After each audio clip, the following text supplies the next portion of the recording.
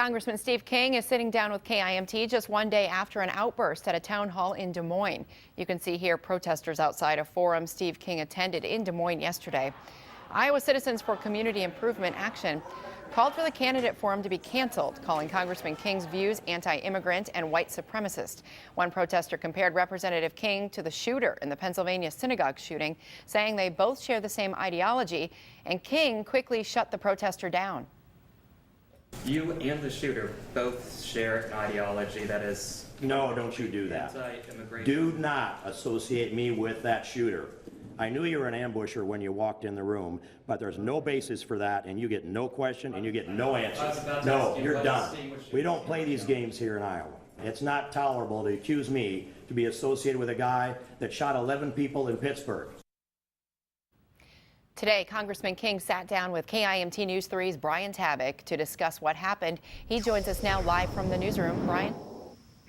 Amy, Congressman King explained to me that when he walked into the room yesterday, something just didn't feel right. And he says two individuals came in to ambush him, and he wasn't going to let that happen.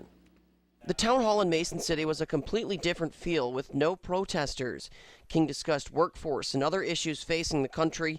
He explains to me the situations like what happened in Des Moines are a ploy from the Democrats to damage his image, and that being compared to someone who committed a shooting isn't going to be tolerated. Those two phrases do not belong together, and it's insulting to do so.